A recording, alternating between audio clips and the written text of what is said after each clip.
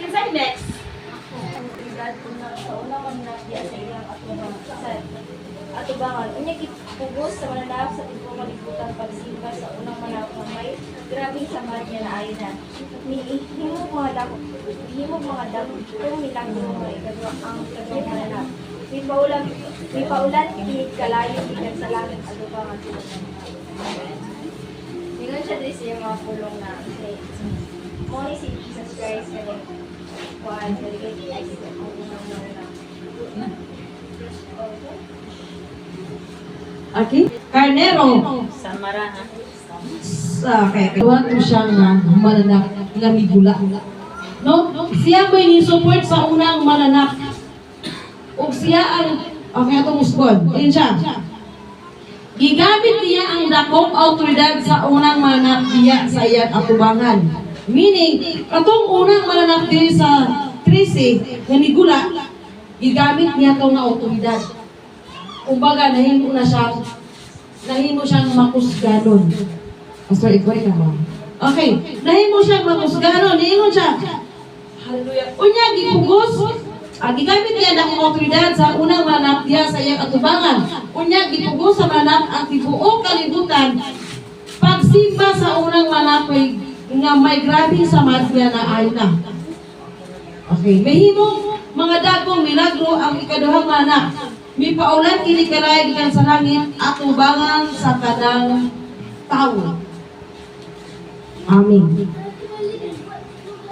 Halituhan ang mga nga masalaag unya niyan na. Dito si Jesus Christ tong ikaduhang kalayo gikan sa langit.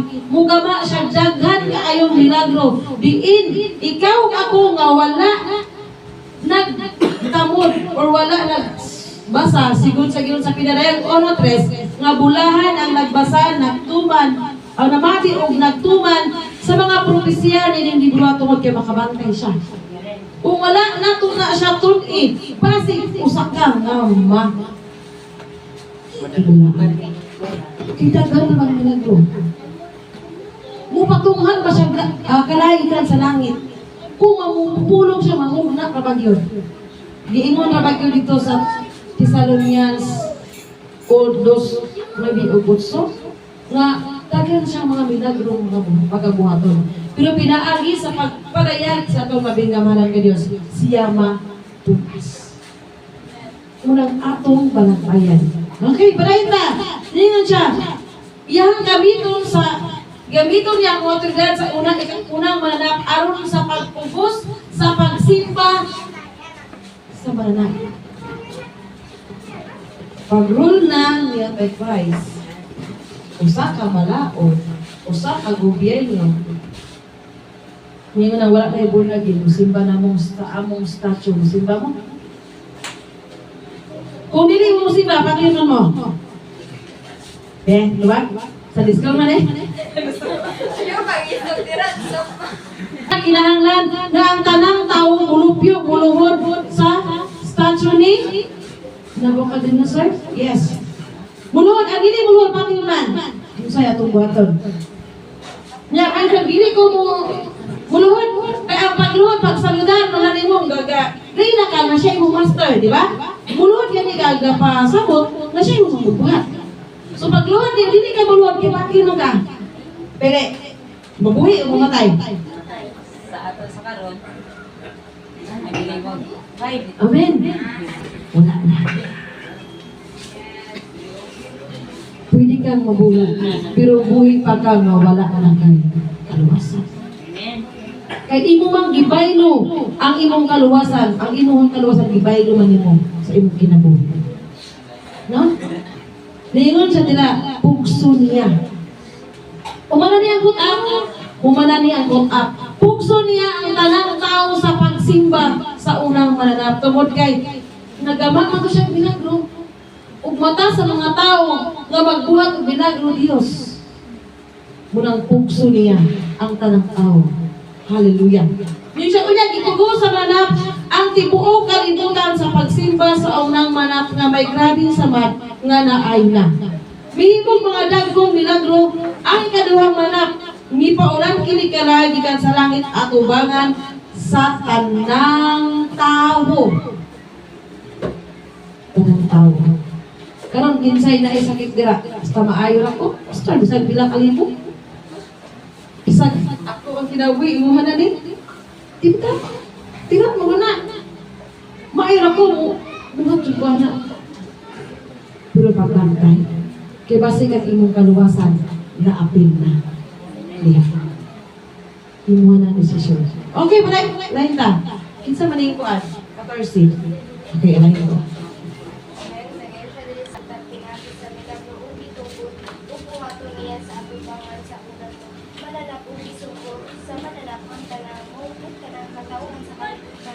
Sa panhimog, larawan at pasidungog sa mananap sa nag-andar sa espada apan wala na matay.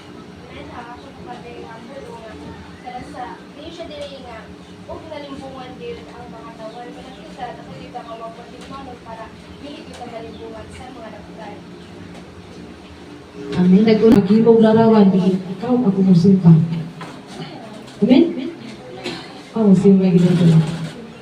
Dito musimba ikso.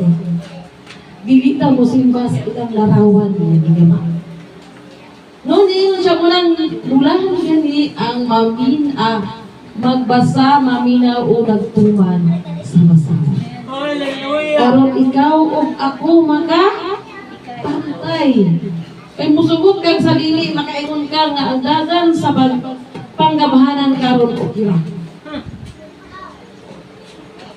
Una ka mo kamantay. Doon. Unsa may pinaka-importante gud sa tao karon nga panahon? Kanon. Pinaka-main gyud unsay pinaka-importante karon? Taon.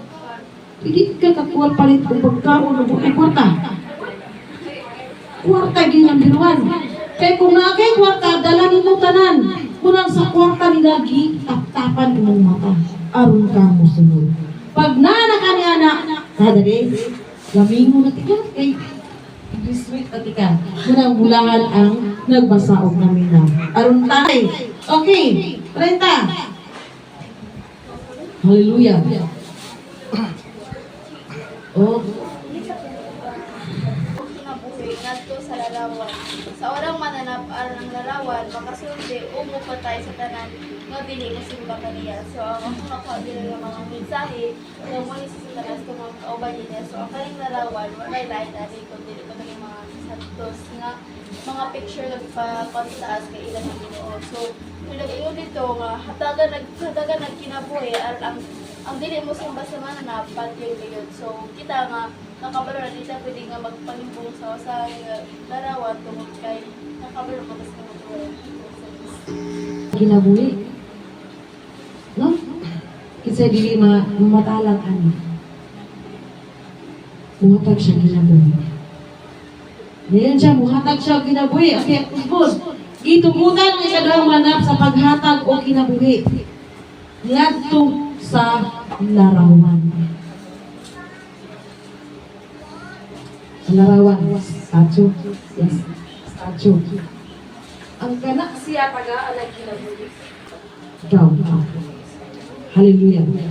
Hallelujah. Gitugutan ang kadawang manap sa paghatag o kinabuhi. Ngadto sa larawan sa unang manap. Out ang larawan makasulti o mupatay sa tanan nga dili musimba kaniya. Purata. Kuya o exam. Para kang makalikay din eh. Ningon dito sa akong verse. Nakanunay tang maghinlo kalag lawas o espiritu. Kay kung apil ka sa kapwa. Pero kung lisod man karon nga panahon, ang mas lisod ang maabot. Munang samtang may panahon pa, sugdan na itong Lord. I-check atong kaugalingon tungod kay matag karon niya sa hinatawan, pinulungan o paghunahuna or sa mga makasalatan. Every time, minutes, hours, makasalatan. Munang ato ang hinluan ng ato kalag, lawas o espiritu. Tungod kay walay buling nga madala sa kotak. Pero kay tao ta, sagad masayo, sagad makasala, muna ningon siya nga magpahimlo sa atuan matagos sa tubirabi. Okay.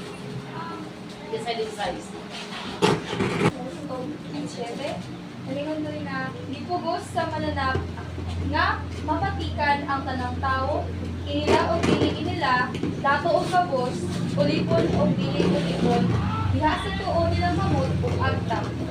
17. Walay makapamalit o makapamaliga gawas ni alto may patik sa ngalan, sa mananap o sa numero o simbolo sa mga ngalan. So, ako na sa kay ang mga mananap, so kami nga panahon, if moabot sa ganini, kanang ang mananap, pugso nila ang talang tao. So, walay exception, ani. So, kung ano ka, tigpangalagan mo ka or dili, dato man ka or pupri, or kung sa pa ka nga higher ang place sa kalibutan, magpatatakan yun ka. Kaya kung wala kay tatang, kung wala kay ngalan nga, or 666 na number, sa inyong agtang, sa inyong ba, sa inyong right hand, hindi ka makapamiligya, makapalit. So sa ito yung mga tao, importante yung makapalit tao or makapamiligya in order to continue our lives for mga ano taba, sa mga daily needs, so ang mga konsumo na to. And sa mga tao na wala ka nakabalo sa kamatuoran, maujoy, buoy, ani. Okay, for them, like necessary for them, like kailangan na to, but they don't know the cost or the consequences. For of course, sa mga tao na kabalo sa kamaturan, magpadayon dito ta, or magpamita, maligpon, or bisan mo share ta sa mga kulong, bahay sa, like, i-share na itong kamaturan nga, hindi ayaw na istuhon, or hindi na mga katag mo kagawasan. So, of course, mas pili na ito, mamamatay, diba? O kung di ka patatak, of course, mamatay ka. But, okay rin na kay at the end of the day, na ay gisaad ang Ginoo sa imong mga. Amen. Amen. And for thoughts. Sabi na. Yes. Nano na. No, din siya mapatikan ang tanan. Tao inila o dili nila. Dato o gabos, ulipon o dili ulipon. Diha sa tuo nilang kamot. O agtan. Okay? Sa atong panahon karon, sa mga tao nga dili na gid matawag og walay alamag, no? Tungod kay nagkagulang ang kalibutan, mas isamot ka bright ang mga tao. Bisan og atong bata lang atong butangan og patik sa agtang, di na masugot. Di na masugot. Pero ang maalamon makasabot sa mga pulong nga naa ni libro. Gibuhat nila ang tanang sistema. Pag ulang nakadungog ko. Na ang imong kwarta nga basic on hand nga kwarta ka na kwarta nga madawat nimo. Moabot ang panahon nga dili na siya magamit. True. Nag-check. Kung subot kag sa dili, maabot na. Nakadungog ko, sa wala pa naabot ning uplift, nakadungog ko nga mahitabo na siya. Kung sa pag-abot sa uplift, nihatag tuod og cash, pero sa sunod, dito na ka sa chikas ko. Sunod, kag mawala ko, dili na ibutang niyo. Hinakuma ka, iba na ito. Ang giingon sa pulong sa Diyos, mahitabo ang tanang ipanahon. Ug lingon siya nga mapatikan dato og kabos. Ulipon o pili-ulipon. Naay na hamisik? Wala na hamisik, pero ang giingon sa Dios, ang maalamon makasabot sa naa niini bulungan. Maskin daghan kay mga akusasyon sa mga kay mouni kay muna nganong daghan man mo pariha o pagturo nganong kamulahi, nganong kamuwala. Wala mo na nag-persecute. Unsa akong tubag? Pasang dilag. Binhira man yung puyo. Ikaduha, wala may anak. Dili ni taga-dili. Kung sa malay ka-alien, ay never man. Kung sa inyo storya na ako. Kaya wala ka rin minabasa, di man nabot. Kung baga, wala na yung ka nasungdi, ayaw yun. Nalang yung pag buwata. Maskin, ay kas-anga, giinan ko niya kong tao. Ikaw na ba national ID? Inan national ID ko. Dili naman yung tugpo sa mata. Nilubitaw? Sige, ako na lang. Ako sa giyan. Sige, ako na lang. Pero sa akong tuot, wala. Uy, ano ako nasuglan? Ang nagbagutong tantanan. No? Ang nagbagutong tantanan. Wala na lang ka masulti. Manday na anak doon na ka sa finishing line. Mulo na noon ka dito. Gaantos nakatuman sa pinghawa. Dahil manday hatid ka mama. Kaya pa ka? Ay, butag bro. Dali, sunod. Dali. Hallelujah. Mananingon siya nga. Ipugos sa kanan. Ipugos sa manap nga mapatikan ang kanang tao. Kinsa ganitong mananapan eh?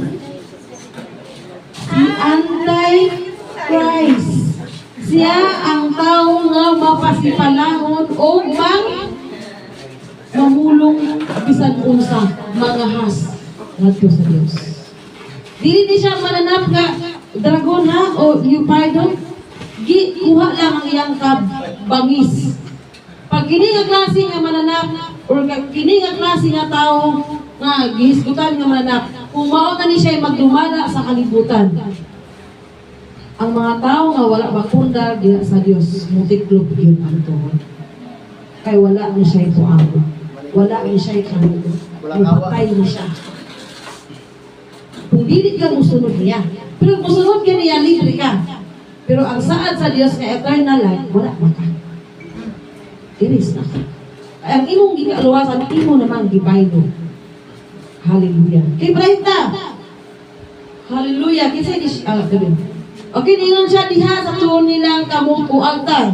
Walay makapalit o makapamaligya gawas ni adto may patik sa ngalan sa manap o sa numero nga simbolo sa maong ngalan. Kinsa may mga vendors. Amen. Kinsa may konsumidor. Diba kita tanan? So, ang road, kwarta. So, gigo kas kwarta. Ikaduha, sa pagkauna. Sugot ka, kay kaon sa kadlaw. Hindi ko masagot. Patatak na lang ka. Tatak na tagli niya. Ikaw, tagsagi. Bitaw. Unya kay siya naman ang dumala sa libong kalibutan. Wala na'y balaod ni Adang Paknaan. Siya na ang masunod. Minsan ka o galingon imong balay, dili na na Tinakam ka po. imuha. Sudlo nila na anytime. Wala na'y balaod nga mo. Gawas niya, wala na'y balaod nga mo dumala. Di ba din natin balaod, bawal ang manakit ng asawa, di ba na? Bawal, ngunit bawal. Pero niya na wala na siya. Tungod kay siya na may mo dumala niya. Okay, niyan sa dire ako spon.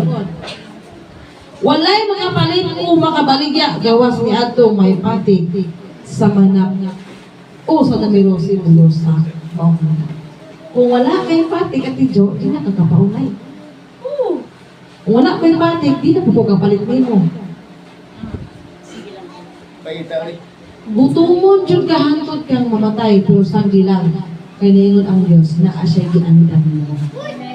Na asya'y giandam alang nimo. Muna niingon siya nga ang mga magtutuo o ang mga anak sa Dios kinahanglan nga mula hutay hangtod sa katapusan. Ngano man, kaya nag-ingon siya dito sa Pinadayag 2:5 nga aduna kay gante nga madawat sa diya nga gupta nimo ang alaan nimo. Unsa anaan nimo? Kanang imong kaluwasan karon nga gibarugan. Ayaw nga isubot nga iswap na tungod sa pagkaon. Kay panandalian rani nga Tulo ka tuig katagbawan. Panandalian na nila katagbawan kini pagkaon. Kay ani siya ikumpara sa everlasting life. Walay katapusang kalipay ang nagpaabot mo. Amen. Unang bulahan ang nagbasa nagtumagod na mati. Sa mga propesiya nga naaning bunga. Kano man, hindi magkamusugot. Bugto. Nung kang pagkataka. Na? Okay, niyon siya. Hallelujah. Sa lahat makasabot sa kahulugan sa numero, sa mananap kay ang numero simpuluman sa ngalan sa usa ka tawo. Ang numero niini 666. Munang ang maalamon, ang nagbasa, ang nagtuman, dili yun matatakan. Ano naman? Ay, nakubantay naman naman siya may tabuna. Di naman siya nga shock ba nga. Kung saan na ini mo ulan eh. Di na ka makuyawan. Di na ka mamangha. Hinoon, preparado na ka. Nga, Ay, kung talawan man ka, mukha o na ang bagat. Kung tapakanay man na. Sa inyo ma, basta sa ako lang. Talawan man ko, pero unya niya ng taknaa. Mukha o na dyan kung baga kay di man dyan kumusugot patatakan. Kaya ang tao nga na marka niya na wala na'y kaluwasan. Buhig na nga maglatagaw sa kalibutan, gahulat na lang sa iyang sentensya. Mas maayo pa ang piniriso, kaya naapa na sila'y kagawasan. Naapa na sila'y kaluwasan. Pero kung ang tao nga may patik na niya na, wala na. Kaya kana nga numero, simbolo man na sa mananap na masipalahon nga si Antichrist. Nga nagpatuo nga siya ang Diyos. Yung nagpangamoy nga nagkanimo Diyos nga din sa matag. Katawhan mo Diyos nga kini masabtad Ginoo nga mo'y kamatuoran Lord. Salamat sa imong gugma nga may paglubad Lord God. 24/7 ka nagatiman alang ka na mo sa ngalan ni Jesus Christ. Amen.